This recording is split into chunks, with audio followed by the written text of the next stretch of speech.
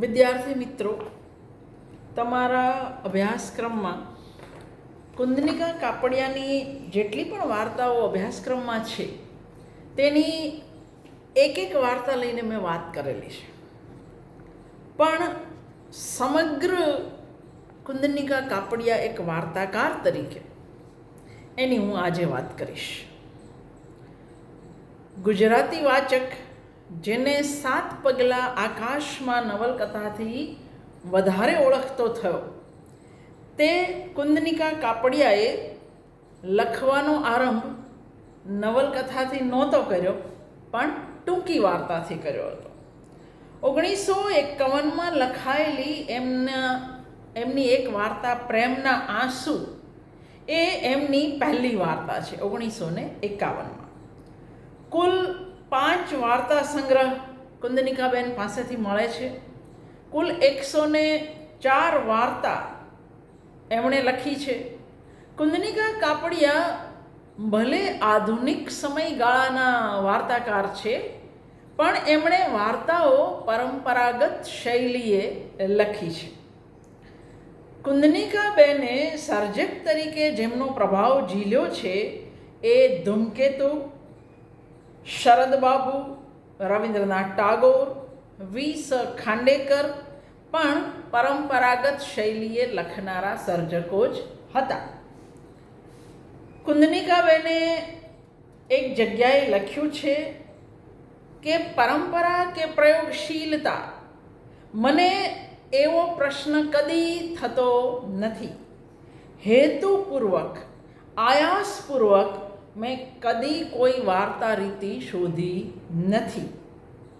સ્પષ્ટ શબ્દોમાં કુંદનિકા કાપડિયા લખે છે, મને અંગત રીતે લેખન કરતાં જીવનમાં વધારે રસ છે, વિચારોમાં મને વધારે રસ છે, એટલે કેટલીક વાર્તાઓ ચોક્કસ વિચારોને રજૂ કરવા માટે પણ લખી છે. આ વાર્તાકાર કુંદનિકાબેન કાપડિયાની કેફિયત છે, સર્જક કેફિયત. પણ એમની આવી માન્યતાને કારણે એમની થોડીક સારી કહી શકાય એવી વાર્તાઓ કલાત્મક ઊંચાઈએ પહોંચી શકી નથી. ગુજરાતી સાહિત્યમાં જ્યારે આધુનિકતાનો સૂર્ય મધ્યાહને તપતો હતો ત્યારે ધીરુબેન પટેલ, કુંદનિકા કાપડિયા, ઈલા આરબ મહેતા, વર્ષા અડાલજા આવા સ્ત્રી સર્જકોએ પોતી કે રસ્તે પરંપરાગત શૈલીએ જ વાર્તાઓ લખી. હા, સરોજ પાઠક એક એવા વાર્તાકાર હતા જેમણે આધુનિકતાના પ્રભાવ તળે થોડીક એ પ્રકારની વાર્તાઓ લખી. પણ ધીરુબેન પટેલ, ઈલા આરબ મહેતા, વર્ષા અડાલજા, કુંદનિકા કાપડિયાની વાર્તાઓમાં એવા પ્રયોગો જોવા મળતા નથી. ભરપૂર વાર્તા રસવાળી, આસાનીથી લોકપ્રિય થઈ શકે એવી વાર્તાઓ કુંદનિકા કાપડિયા પાસેથી મોટી સંખ્યામાં મળે છે. દાખલા તરીકે તે ક્યાં છે, દરિયાની સાક્ષીએ, મિલન, સુધારો, મનુષ્ય થવું, સાથ, પ્રવાસ પર, એક પીળું ફૂલ, બળતો બપોર, મુક્તિ, મારી માં, મારે એક મિત્ર છે, એક પત્ર, દિવાળીના દીવા, આ બધી વાર્તાઓ કોઈ પણ સામાન્ય વાચકને ગમી જાય એવી છે. કેટલીક વાર્તાઓ માટે આપણને એવું કહેવાનું મન થાય કે જો થોડીક લાઘવપૂર્વક, લાઘવ એટલે ટૂંકાણમાં, થોડીક કરકસર સાથે લખી હોત તો ચોક્કસ ઉત્તમ વાર્તા મળત. દાખલા તરીકે આવી ફરિયાદ ક્યાં થાય? ડંખ, અભાવ, વરસે છે, કરોળિયાનું ઝાડું, કાગળની હોડી, ખુરશી, સમજવાની એક ક્ષણ, આ બધી એવી વાર્તાઓ છે જેમાં થોડીક કરકસર, થોડાક લાઘવની જરૂર હતી. કેટલીક વાર્તાઓ કુંદનિકાબેનની એવી છે કે ધૂમકેતુ જેવી વાયવી, રંગરાગી શૈલીએ લખાયેલી વાર્તાઓ છે. આમ બી એમણે ધૂમકેતુનો પ્રભાવ સ્વીકાર્યો છે. દાખલા તરીકે ભર્યું ઘર, શોધ, અતૃપ્તિ, દાદાજી ઓ દાદાજી, આ બધી રંગરાગી શૈલીએ લખાયેલી વાર્તાઓ છે. ક્યાંક ક્યાંક સર્જકનો અભિનિવેશ વાર્તાને ભાષણ કે નિબંધ બનાવી દે છે. સર્જકનો આક્રોશ વાર્તામાં સીધો પ્રવેશે ત્યારે વાર્તા કથળી જાય છે. દાખલા તરીકે તમારા ચરણોમાં, કે પછી ખુરશી, કે પછી આ ઉંમરે એકલી, આ બધી વાર્તાઓ એ પ્રકારની છે. ક્યારેક પ્રતીતિકર્તાના અભાવે કે સર્જકના સીધા પ્રવેશે કે દીર્ઘસૂત્રી થઈ જવાને કારણે એમની ઘણી બધી વાર્તાઓ નબળી પણ પડી ગઈ છે. જાણે કે ગુજરાતી ટૂંકી વાર્તા ક્ષેત્રે ઉમાશંકર જોશી, જયંતી દલાલ, જયંત ખત્રી આવા જ ન હોય એવી નબળી વાર્તાઓ પણ કુંદનિકાબેન પાસેથી મળી છે. દાખલા તરીકે ઢોળાયેલી સુગંધ, આમંત્રણ, અંધકાર, ફ્લાવર વેલી, અસત્યના ચરમબિંદુએ, કપરા ચઢાણ, અંધારું પાથરતી અગરબત્તી, ન ખૂટનારો રસ્તો, હવામાં વેરાયેલા નામનું ચિત્ર, ચળકાટ, નિયતિ, ફરી વરસાદ, અનુભૂતિનો એક ખંડ, આ બધી એ પ્રકારની વાર્તા છે. ક્યારેક અગ્નિની સાક્ષીએ, ખુરશી, યુદ્ધ વિરામ, શાંતિ જેવી વાર્તા છે, નિબંધ છે કે ભાષણ છે એ જ ન સમજાય એ પ્રકારે પણ લખાય છે.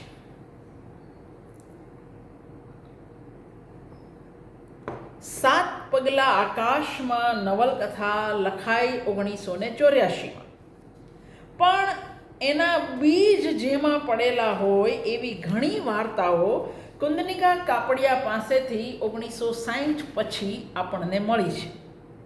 એમની વાર્તાઓમાં નારી મુક્તિનો કે વિદ્રોહનો સૂર ઘણો બોલકો બનીને પ્રગટે છે.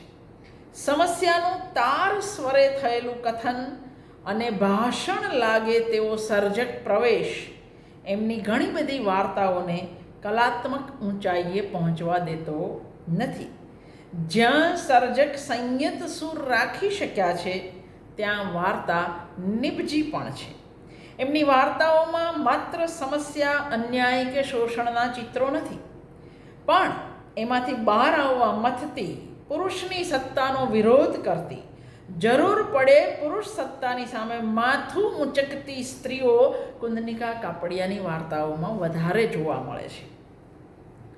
આ ઉંમરે એકલી એ વાર્તામાં દીકરો વહુ આદર ન આપે, સાથ ન આપે તો સાસુ ઉષાબેન બેઉને ઘર ખાલી કરો કહેવાની હિંમત કરી શક્યા છે. લાગણી વેડામાં તણાઈને રોદણા રડવા, રોજ હૈયું બાળવું, એના કરતાં આવો વિરોધ આવકાર્ય ગણાવવો જોઈએ. તમારા ચરણોમાં અને સર્વનાશની નાયિકાઓ પતિના પ્રેમને માલિકી ભાવ ધારણ કરતો જોઈ ત્રસ્ત છે. ડંખ વાર્તાની નાયિકા એવું કહી શકી છે કે કાયદેસર રીતે આ ઘર પર મારો પણ હક છે, હું એ છોડીને બીજે કશે જવાની નથી. આપણે બધા જાણીએ છીએ કે જ્યાં સુધી સમાજ ન બદલે, પુરુષ માનસ ન બદલે, ત્યાં સુધી કાયદાઓ આવી બાબતમાં ખાસ મદદ કરતા નથી. ખુરશી વાર્તાની સીતા કહે છે, હવે વધારે સહન નહીં કરો. આ એનો નિર્ણય છે. અહીં પતિને પત્નીનો નિર્ણય સાંભળ્યા પછી પત્નીની કિંમત સમજાય છે. સર્વનાશ નામની વાર્તાનો કથક માને છે કે એની પત્નીની સમજ ઓછી છે, એની પસંદગી પણ ખોટી કે ઉતરતી કક્ષાની છે, એટલે પોતે એને ઘડવી જોઈએ. દરેક વાતે પત્નીને રોકતો ટોકતો પતિ સાવ નજીવી વાતે, નાખી દેવા જેવી વાતે પત્ની પર પ્રતિબંધ લાદે છે. પત્ની એની વાતો માને છે એનો અર્થ પત્ની આજ્ઞાંકિત છે એવો કરે છે. પતિને એવું લાગે છે કે પોતે પત્નીને ચાહે છે, પણ હકીકતે તો જો ચાહતો હોય તો પ્રેમ તો મોકળાશ આપે, બાંધે નહીં. એ વાત એ સમજતો નથી. કથાનાયક વાર્તા કહે છે એટલે મુક્ત રીતે જીવવા ઈચ્છતી મધુરીની પીડા આપણને વધારે દજાડે છે. મધુરીની લગભગ તમામ ઈચ્છાઓ અને લાગણીઓની હત્યા કરતા કથાનાયકની ઉદાત્ત ભાવના આ રીતે પ્રગટ થાય છે. મારે એને સર્વાંગ સુંદર નિષ્કલંક પાવન મૂર્તિ બનાવવી હતી. મારો એમાં ઘણો સમય જતો અને મારું કામકાજ બગડતું, એ વાત ખરી. પણ કશી મોટી બાબત સિદ્ધ કરવી હોય તો મહેનત તો કરવી જ પડે અને ભોગ પણ આપવો પડે ને. મેઘાણીની પણ એક વાર્તા આ પ્રકારની છે. નાયકની દ્રષ્ટિએ જે પ્રેમની ઝાળ છે એ પત્ની મધુરીને બંધન લાગે છે. રોજ રોજ સળગવાને બદલે એક જ વાર સળગી જવાને બહેતર ગણતી મધુરી મરતી વખતે પોલીસને આવું લખાવતી ગઈ કે મારા પતિએ મને સળગાવી છે. પતિ તો પત્નીને ઠારવા જતાં પોતે પણ દાઝ્યો છે. પત્ની સાજી થઈ જાય એ માટે એણે તો પ્રાર્થના પણ કરી છે. જેલમાં બેઠો બેઠો પતિ વિચારે છે, મરવા ટાણે એ જૂઠ્ઠું બોલીને, આમ હાથે કરીને પોતાનો સર્વનાશ કેમ કર્યો હશે એણે? મેં એને સાચે માર્ગે ચડાવવા આટલી બધી મહેનત કરી, એણે આમ ધૂળમાં કેમ મેળવી દીધી? આનો અર્થ તો એ જ થાય કે પતિને હજુ પણ આટલું બધું થયા પછી પણ પોતાનો વાંક નથી સમજાયો. એ તો વિચારે છે કે સદાચારી લોકોના માથે ભગવાન વિપદા મોકલે છે. આ વક્રતા જ વાર્તાને ધાર કાઢે છે. આ વાર્તાની કથન પ્રયુક્તિને કારણે પત્નીનો આક્રોશ વિસ્ફોટની જેમ સામે આવે છે. પણ ખુરશી વાર્તાની સીતાનો સંકલ્પ, હવે હું વધારે સહન કરવા માંગતી નથી, એ એના પતિ માટે ધરતીકંપ જેવો હતો. એને સમજાયું કે હવે સીતાએ શું કરવું એ પ્રશ્ન નહોતો, પણ હવે પોતે શું કરવું એ મૂળ પ્રશ્ન તો હતો. પુરુષને પોતાની ભૂલ સમજાઈ રહી હતી, પણ અચાનક જ કુંદનિકા કાપડિયા દુનિયાભરની સ્ત્રીઓને થતા અન્યાયની વાત લઈને બાસી ગયા અને પરિણામે એક સારી કહી શકાય એવી વાર્તા બનવાને બદલે નર્યું ભાષણ બની ગઈ.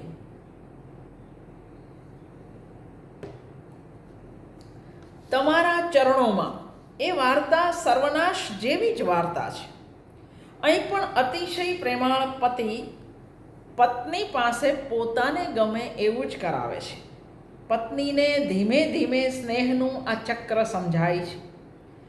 કેમ પોતાની કોઈ ઈચ્છા જ નહીં? શા માટે આ હદે સમર્પણ કરવાનું? એવા પ્રશ્નો પત્નીના મનમાં જાગે છે. પતિને લાગે છે કે પોતે તો પત્નીને સુખી કરવા આ બધું કરે છે, પણ પત્ની પતિના આ પ્રકારના વર્તનથી ત્રાસી ગઈ છે. નાયિકા માને છે કે સાચો પ્રેમ પોતાની ઈચ્છાઓને બીજાના મન પર લાદવામાં નથી અને એનું સ્થાન એકમાત્ર સ્વતંત્રતામાં છે.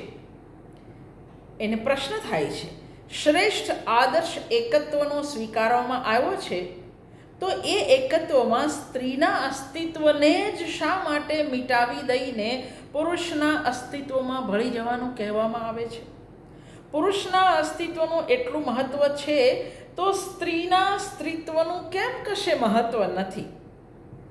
પત્નીત્વ અને માતૃત્વ સિવાય સ્ત્રીનું શું બીજું કોઈ અસ્તિત્વ નથી?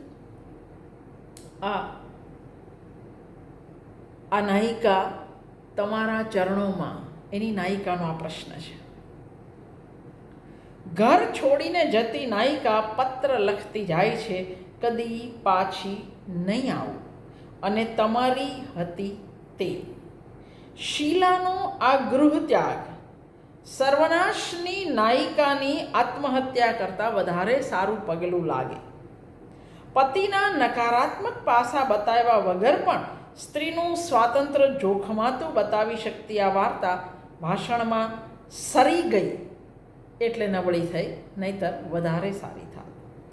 હરી આवन કી આવાજ વાર્તામાં પણ સ્ત્રીઓનો પક્ષ લઈ રીતસરનું ભાષણ જ આપ્યું છે.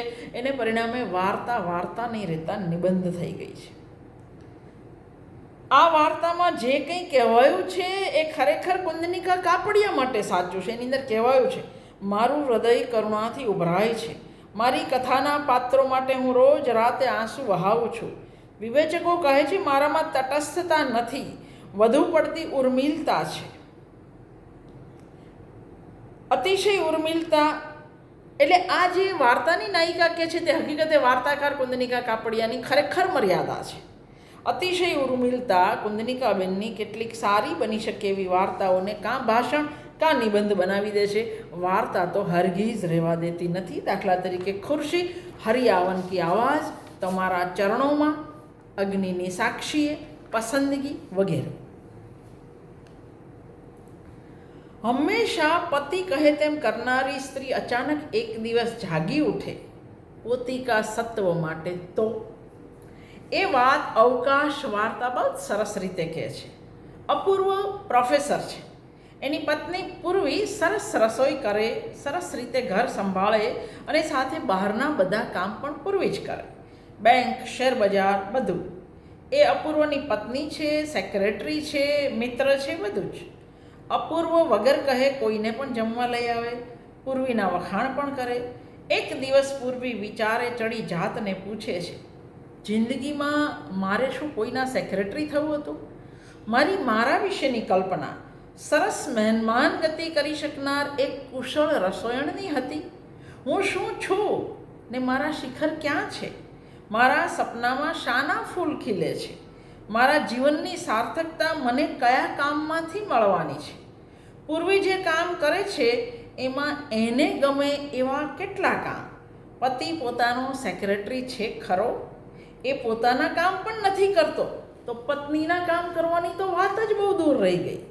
આવા વિચારોમાં ગૂંચવાતી પૂર્વી રોજ જેવી જ એક સાંજે પતિના મિત્રો માટે રસોઈ કરવાને બદલે દરિયે જાઉં છું કહીને નીકળી પડી. એ નીકળી હતી પોતિકા અવકાશ માટે.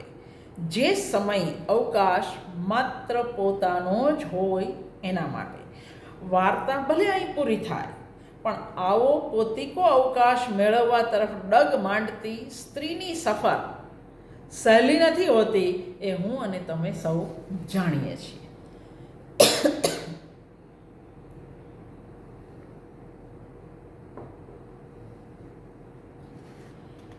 ન્યાય વાર્તાની રાધિકા પણ પતિના પુરુષ તરીકેના અહંકારથી થાકીને ઘર છોડે છે.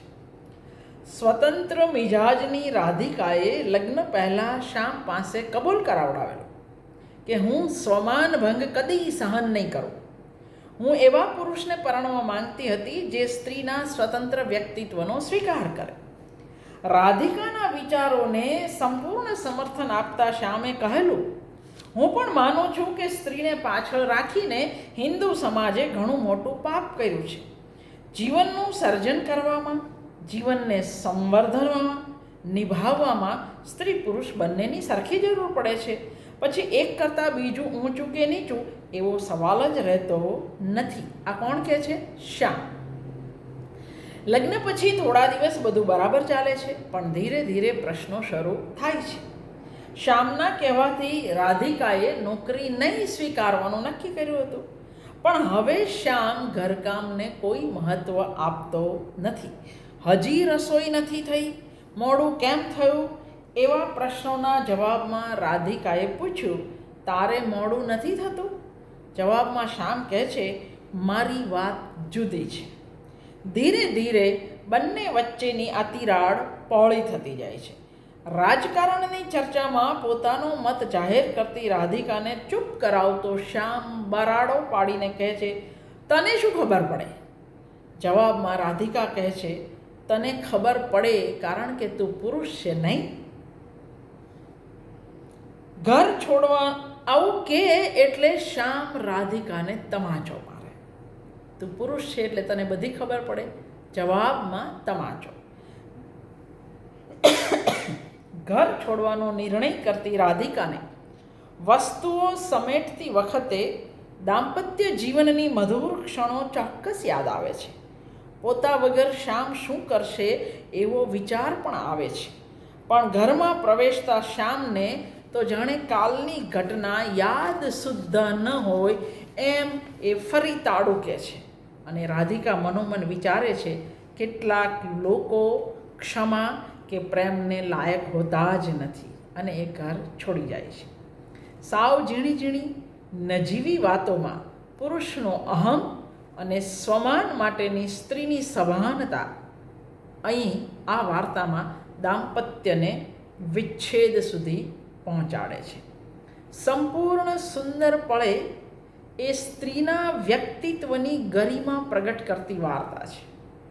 સંબોધન વગર લખાયેલા પત્રમાં સ્ત્રીના આંતરમનને ઉઘડવાનો અવકાશ મળ્યો છે. તને કાયમી છોડી દઉં છું એવું પત્રમાં લખતી નાયિકાનો ભીરુ પતિ બીજી એક સ્ત્રી સારિકાના પ્રેમમાં પડેલો છે. સારિકાના પ્રેમમાં પૂર્ણતા અનુભવતા પતિ સંદર્ભે આ પત્નીને પ્રશ્ન થાય છે, આપણો પ્રેમ પણ થોડા વર્ષો પહેલાં આવો જ હતો ને. આજે તે મને છોડી, કાલે સારિકાને નહીં છોડે એની કોઈ ખાતરી ખરી? પણ હું તને બાંધી નહીં રાખું.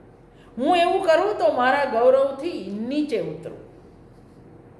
પણ આ સ્ત્રીને પતિ માટે પ્રશ્ન થાય છે, તે પ્રમાણિકતાથી મને કહ્યું કેમ નહીં કે હા, પહેલાં મને તારા માટે પ્રેમ હતો પણ હવે નથી. આપણી વચ્ચે આટલી પ્રમાણિકતાની આશા વધારે તો નથી જ.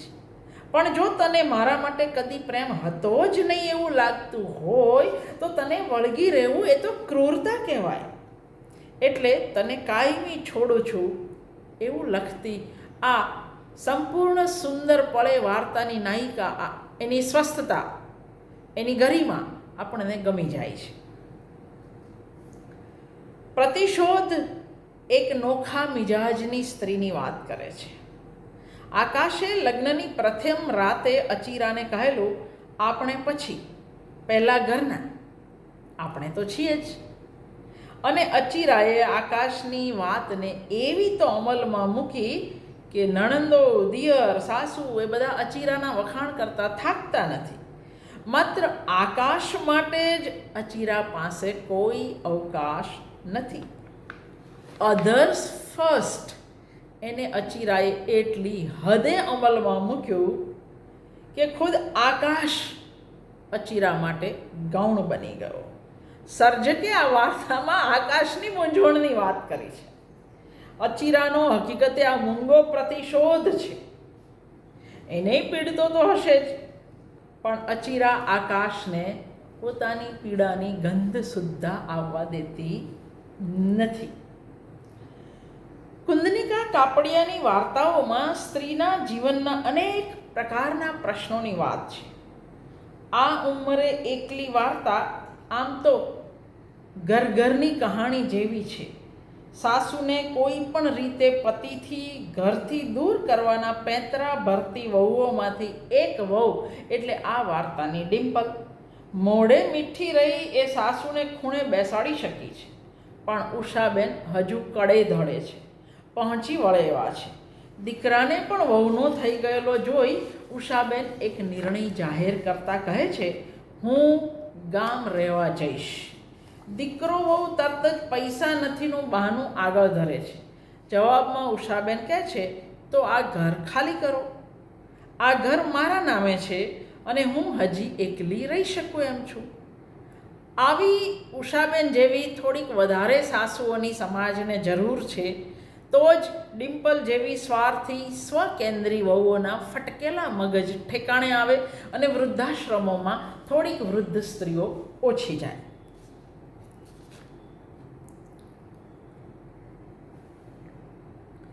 બળતો બપોર વાર્તાની નાયિકા હોંશે હોંશે આખા ઘરનું કામ કરે છે.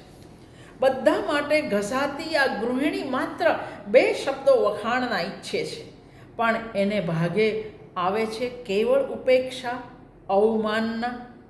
ઘરનું અને પોતાનું સારું દેખાય એ માટે મહેમાનને આવકારવા એ કેટલી બધી જહેમત કરે છે. પણ એને મહેમાન આવે એ પળે જ સાસુની દવા લેવા જવાનું થાય છે. બળતા બપોરે એ દવા લઈ પાછી આવે અને પોતે કેટલી ઝીણી ઝીણી કાળજી લીધી હતી સ્વાગત માટે એ પૂછે છે. એને જાણવું માત્ર એટલું જ છે કે મહેમાન એકાદ કલાક રોકાયા, જમ્યા, એમાં ક્યાંય પોતાની વાત થઈ હતી ખરી? પણ નહોતી થઈ. આ નહોતી થઈનો અવસાદ જેટલો એ સ્ત્રીને થાય છે એટલો વાંચનારને પણ થાય છે. જાત ઘસી નાખીને પણ વળતરમાં એને શું મળે છે? નરી અવહેલના, અવમાનના. કુંદનિકા કાપડિયાની તો વાર્તા 1971ના બાંગ્લાદેશના ઘટનાક્રમ વેળાની છે. નિરાશ્રિતોના કેમ્પમાં રહેતી સુજાતા પોતાની સગર્ભાવસ્થા અને પતિ સુધીરના સ્વભાવ વિશે વિચારે છે. યુદ્ધના દિવસોમાં ઘર, પતિ અને 2 દીકરા આ બધું ગુમાવી બેઠેલી સુજાતા સામૂહિક બળાત્કારનો ભોગ બની હતી. સુજાતા વિચારે છે પોતે બીજાની નજરે કેટલી સુખી દેખાતી, પણ પોતે ખરેખર સુખી હતી ખરી? હંમેશા પોતાનું જ ધારું કરનાર પતિ સુધીરે કદી પણ સુજાતાના બૌદ્ધિક અસ્તિત્વનો સ્વીકાર નહોતો કર્યો. બંને દીકરા પણ પોતપોતાની દુનિયામાં મસ્ત હતા.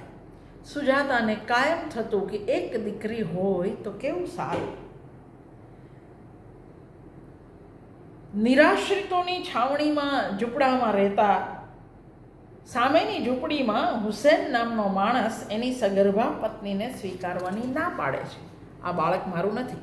આ બધી જ સ્ત્રીઓ બળાત્કારનો ભોગ બનેલી છે.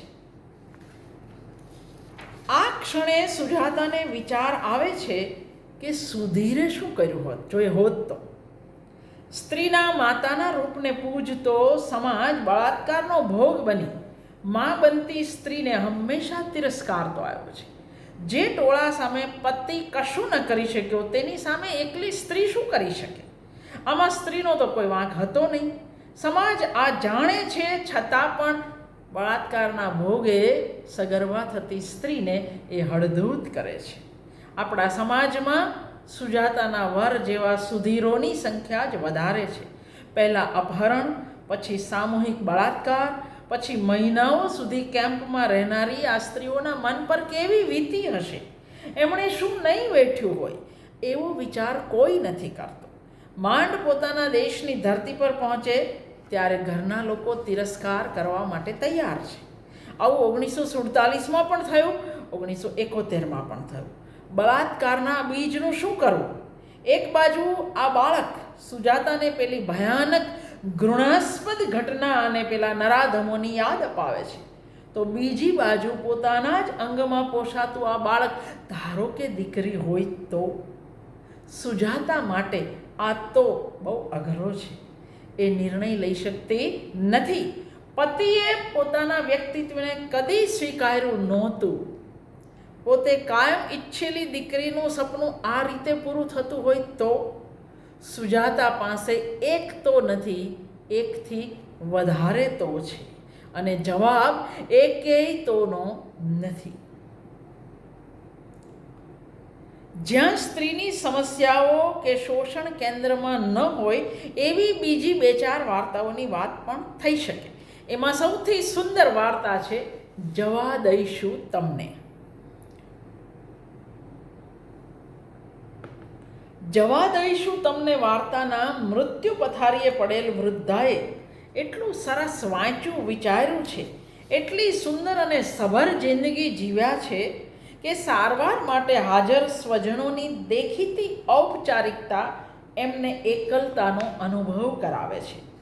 પુસ્તકો અને પ્રકૃતિ સૌંદર્યમાં રમમાણ રહેનારી, જીવનને અતિશય ચાહનારી આ સ્ત્રી પાસે પતિના હૂંફાળા પ્રેમની સ્મૃતિઓ છે. પોતાને સભર કરનારા પુસ્તકોને પોતાના સંતાનો સ્પર્શતા સુદ્ધા નથી એની પીડા પણ છે. સંતાનો સતત કેવી વાતો કરે છે, કંટાળી ગયા, થાકી ગયા, બોર થઈ ગયા. એમની પાસે છતાંય મા પાસે બેસી 2 વાત કરવાનો સમય નથી. દીકરી, દીકરા, વહુઓ બધા માનું ધ્યાન રાખે છે, પણ પોતપોતાની પળોજણોમાં વ્યસ્ત રહીને. નરી ભૌતિકતામાં રાચનારા, કોઈ પ્રકારના સર્જનાત્મક રસ વગરના પોતાના સંતાનો જીવનને કઈ રીતે જોતા હશે? આ સંવેદનશીલ સ્ત્રીને આવા પ્રશ્નો થાય છે. અમેરિકન સ્ત્રીને પરણેલો સૌથી નાનો દીકરો દીપંકર એની પત્ની મારિયાને લઈ અને પહેલી વાર આવ્યો છે. કોઈ એ સ્ત્રીને મળ્યા નથી. એ તદ્દન અજાણી પુત્રવધુ સાસુની અંતિમ યાત્રાને પોતાના વ્યવહારથી અતિશય આનંદસભર બનાવે છે. એકેય સંતાને કહ્યું નથી કે જવા નહીં દઉં. માં વિચારે છે કદાચ રાહ જોતા હોય કે હું ક્યારે જાઉં, પણ મારિયા એની પાસે નિરાતે બેસે છે. માએ એને ટાગોરની કવિતા મોકલેલી એની વાતો કરે છે. અત્યંત મૃદુતાથી માથે હાથ પસવારીને પૂછે છે, તમને ભય નથી લાગતો ને? અજ્ઞાતનો, બધું પરિચિત છોડીને શૂન્યમાં સરી જવાનો ભય નથી લાગતો ને? કથાનાયિકા તો જવા તૈયાર જ છે. એના હૈયામાં આનંદનો ઓઘ ઉછળ્યો. આ છોકરી મને સમજે છે. એ મનોમન કહે છે, આ સૌભાગ્ય છે. અંતિમ ક્ષણોના આકાશમાં એક નવા સંબંધનો, એક નવા પ્રેમનો આમ ઉદય થવો એ ખરેખર સૌભાગ્ય છે. આનંદથી મરી શકવું તે જ સૌથી મોટું સૌભાગ્ય છે. જેનું આખું જીવન આનંદમય હોય એનું જવું પણ આનંદ યાત્રા બની રહે તો એનાથી વધારે શું જોઈએ? મારિયા કહે છે, તમારી યાત્રા શાંત અને સુખદ હો. કેવી તો મંગલમય કામના! આવી આખી વાર્તામાં માનું વિલક્ષણ વ્યક્તિત્વ ભાવકને આકર્ષતું હતું, પણ અંતે જતાં મારિયાનું એવું જ સ્નેહાળ વિલક્ષણ વ્યક્તિત્વ વાચકને કાયમ યાદ રહી જાય એ રીતે નિરૂપાયું છે. ભૌતિક સુખોની સામે કુદરતી સૌંદર્ય, પ્રકૃતિના તત્વો અને માનવીય સંબંધોમાંથી પ્રાપ્ત થતા આંતરિક સુખ વચ્ચેની સરખામણી કરતી વાર્તાઓ આપણને આપણા બીજા વાર્તાકારો પાસેથી પણ મળી છે. કુંદનિકા કાપડિયાની સુખ વાર્તા આ પ્રકારની છે. લાંબો અંતરાલ પરદેશમાં ગાળી દેશમાં પાછી ફરેલી સોના ભૌતિક સુખોની જાક જમાળને સર્વસ્વ માનતી પોતાની મોટી બહેન અમિતાને ત્યાં આવી છે. સુખ સગવડ ભરી જિંદગી, ભૌતિક સમૃદ્ધિ બધું જ હોય, પણ જ્યાં માણસની કિંમત એના પૈસા ઘરેણાથી અંકાતી હોય, જૂના મિત્રોને આર્થિક હાલતના આધારે વિસારે પાડવામાં આવતા હોય, એવું સુખ સોનાને કદી નથી જોતું. એ પોતાના બનેવીને કહે છે, મને શુભેચ્છા આપો કે બહેન જેવું સુખ મને કદી ન મળે. અમિતાની આસપાસ બનતા ઘટનાક્રમથી, એના પરત્વેની અમિતાની પ્રતિક્રિયાની મદદથી લેખિકાએ બંને બહેનોના વ્યક્તિત્વના પોત કેટલા ભિન્ન છે, લાગણી તથા સંવેદનશીલતા સંદર્ભે બંને કેટલી ઉત્તર દક્ષિણ ધ્રુવ જેવી છે તે દર્શાવ્યું છે. સોનાને બહેન જેવું છીછરું જીવન કદી નથી જોતું, કારણ કે એની સુખની સમજ પોતિકી છે, જિંદગીના ઊંડાણ ભરી છે. સજા વાર્તા કથાનાયકના મોઢે કહેવાય છે. ભૂતકાળમાં પોતાનાથી એક સાચુકલા માણસને સજા થઈ ગયેલી. વર્ષો પછી પોતે એવા જ અનુભવમાંથી પસાર થાય છે ત્યારે પોતે કરેલી ભૂલ સમજાય છે. પોતે નાનપણમાં પરીક્ષામાં ચોરી કરી હતી. ગણિતના શિક્ષકે એની બધા વચ્ચે ફજેતી કરવાને બદલે વર્ગની બહાર લઈ જઈ એક તમાચો મારી ચેતવણી આપી પછી પરીક્ષામાં બેસવા દીધો હતો. પૈસા અને વગવાળા પિતાને ઉઠપટાંગ ઊઠા ભણાવી પેલા વિદ્વાન શિક્ષકને કથાનાયકે નોકરીમાંથી કઢાવી મૂકેલા. વર્ષો પછી કથાનાયકની ઓફિસનો એક કર્મચારી એની સામે ખોટી ફરિયાદ કરે છે ત્યારે અચાનક એને ગણિતના પેલા શિક્ષક યાદ આવે છે અને મનની અંદર જો ડંખ છે એ તો જ નીકળે જો પોતે માફી માંગે. પશ્ચાતાપ અનુભવતો નાયક ગામમાં જઈ શિક્ષકની માફી માંગવા તૈયાર થાય છે, પણ વક્રતા અહીં જ છે. શિક્ષક તો એને હવે ઓળખતા જ નથી. એમને તો આવી કોઈ ઘટના યાદ પણ નથી. એ તો પોતાના પુસ્તકોમાં મસ્ત છે. અપરાધ જ યાદ ન હોય તો ક્ષમા શાની? વિજય માટે આ પચાવવું અઘરું થઈ જાય છે. એક સારા અને સાચુકલા માણસની યાદમાંથી આમ સદંતર ભૂંસાઈ જવું એ કંઈ નાની સૂની સજા તો નહોતી. નાયકની પીડા આ શબ્દોમાં પ્રગટ થાય છે. જેને હું યાદ નથી, મારો ગુનો યાદ નથી, તેની માફી હું કઈ રીતે માંગું? તેમના મનમાં સ્મૃતિમાં તો મારું અસ્તિત્વ જ નહોતું. ગણિતના પેપરમાં ચોરી કરવા માટે જ શિક્ષકે એને સજા કરી હતી. અને વક્રતા તો જુઓ કે વિસ્મૃતિના અંધકારમાં જીવતા શિક્ષક વિજયને કહે છે, મને યાદ નથી તમને ગણિતના વિષયમાં રસ હતો? તો એક પુસ્તક હમણાં મારી પાસે આવ્યું છે, ઘણું રસ પડે એવું છે, તમને ગમશે. આ વાત કથાનાયકની પીડાને અનેક ગણી વધારી દે છે. શિક્ષકની સ્મૃતિમાં જીવવું એ જ તો વિદ્યાર્થીના જીવનનો સૌથી મોટો લાવો. અને વિજય એ જ લાવો ખોઈ ચૂક્યો છે. આનાથી મોટી બીજી કઈ સજા હોઈ શકે એના માટે? પોતાના પદ, પ્રતિષ્ઠા, સુખ, પૈસા કરતાં વિજય માટે આ માફી વધારે મહત્ત્વની હતી. પણ હવે એ માફી કદી મળવાની નથી, કારણ કે શિક્ષકે તો પોતાનું અસ્તિત્વ જ ભૂલાવી દીધું છે. વિજયે આ ભૂલનો ભાર લઈને જ બાકીની જિંદગી જીવવાની છે.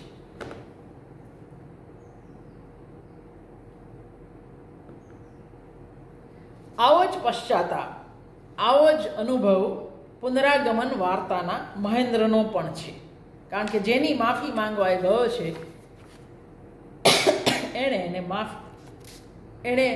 એને દોષી જ નથી માન્યો. મારા માટે નહીં, એ વાર્તા જરાક જુદી છે. અહીં ભડકા જેવી વાસનાના પ્રગલ્ભ આલેખનને કારણે આ વાર્તા કુંદનિકા કાપડિયાની વાર્તાઓમાં જ નહીં પણ ગુજરાતી વાર્તામાં પણ નોખી પડે છે. હરિ ઘરનો મોટો દીકરો છે, ભણ્યો, નોકરી કરી, હવે લગ્ન કરવાના, સફળ થવાના, પૈસા કમાવાના સપના જોતો હતો અને એને ટીબી થયો. હવે એણે ઘરના એક ખૂણે સૂઈ અને મૃત્યુની રાહ જોવાની છે. ઘરના લોકો થોડીવાર આવે છે, બેસે છે દૂર અને જતા રહે છે. પણ હરિના મનની લીલાઓ, અતૃપ્ત વાસનાઓનું શું? માં જાણે છે કે ઈચ્છાને વાસનાનું તીવ્ર દાહક પૂર સમજદારીના સર્વ કાંઠાઓને ડૂબાડી હરિના જીવન પર ફરી વળ્યું છે. હરિ આક્રંદ કરતો માને કહે છે, હું બહુ જ પીડા પામું છું માં, મને કશે ચેન પડતું નથી, મારું મન હૂંફ માટે રડે છે. સ્ત્રી પુરુષને આપી શકે તેવી, માત્ર પત્ની જ પતિને આપી શકે એવી હૂંફ મને જોઈએ છે. હરિ પોતાના પ્રેમ વિશે, ફ્રોઈડ વિશે, અધૂરી વાસનાના પરિણામ વિશે બસ માને કહે જ જાય છે અને કહે છે, એક મરતા માણસને જીવાડવા માટે માં શું કોઈ સ્ત્રી તૈયાર ન થાય? રડવા સિવાય માં શો જવાબ આપે?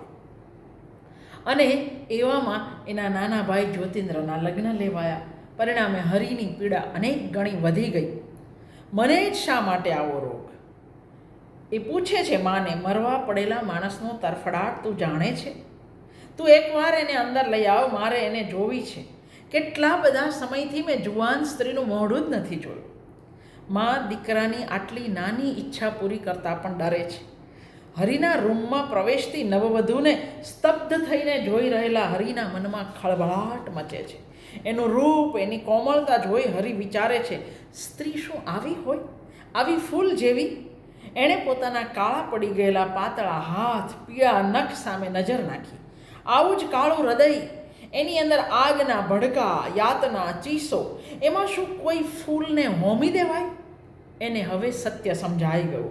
એ માને કહે છે, ના, મારે માટે નહીં. જીવનનું આ સુખ હવે મારે માટે નહીં. નાના ભાઈની વહુને આશીર્વાદ આપી બહાર મોકલી આપતા હરિએ હવે વાસ્તવિકતા સ્વીકારી લીધી છે. જોકે એનાથી એની પીડા ઓછી નથી થવાની, પણ કદાચ હવે એની ધગધગી ઉઠેલી વાસનાઓનું જગત તો શાંત પડશે. હરિના વ્યક્તિત્વમાં, એની બળબળતી ઈચ્છાઓમાં સર્જક જે રીતે પલટો લાવે છે એ આ વાર્તાનું જમા પાસું છે. હજુ જરા ઊભા રહો તો સંબંધનો એક ચહેરો, કાગળની હોડી જેવી ઘણી બધી વાર્તાઓની વાત કરી શકાય. કુંદનિકા કાપડિયાની વાર્તાઓમાં મોટા ભાગના પાત્રો સર્જકની ઉછીની આપેલી ભાષા બોલે છે. આ પાત્રો બોલે, વિચારે ત્યારે ભાષાનું જે સ્તર છે એ સાહિત્યકારની કેળવાયેલી ભાષા છે એના અનેક દ્રષ્ટાંત આપી શકાય. એટલે પાત્રોચિત ભાષા સ્તર ઊભા કરી શકવામાં આ સર્જક નિષ્ફળ ગયા છે.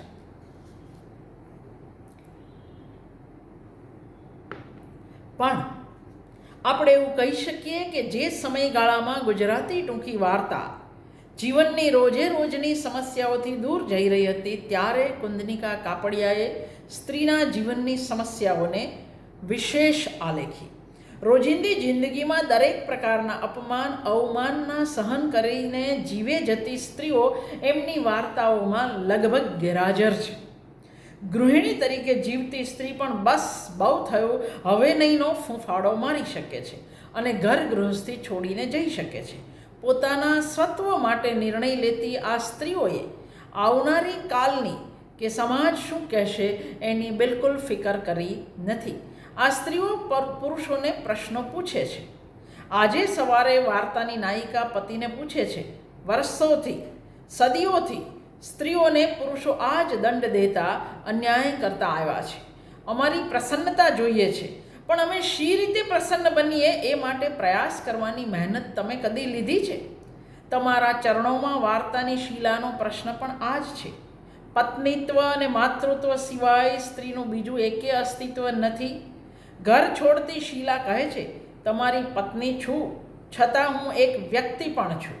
ડંખ વાર્તાની નાયિકા પતિને કહી શકી છે, કાયદેસર રીતે આ ઘર પર મારો પણ હક છે અને હું એ છોડીને બીજે કશે જવાની નથી. આ અવાજ ઉઠાવતી સ્ત્રી ગુજરાતી વાર્તામાં કુંદનિકા કાપડિયા નિમિત્તે હજુ તો બસ પ્રવેશી રહી હતી. સ્ત્રી સ્વાતંત્ર્યની વાતો આક્રોશપૂર્વક રજૂ કરવાનો આ કાળખંડ હતો, એટલે એમની ઘણી વાર્તાઓની સ્ત્રી ઘર છોડી શકી, એકલા રહેવાનો નિર્ણય લઈ શકી, પતિને પ્રશ્ન પૂછી શકી, દીકરા વહુને એનું સ્થાન બતાવી શકી. ગુજરાતી ટૂંકી વાર્તાના ઇતિહાસમાં આ કારણે કુંદનિકા કાપડિયાની વાર્તાઓનું એક અલાયદું સ્થાન રહેવાનું એ આપણે કબૂલ કરવું જ રહ્યું.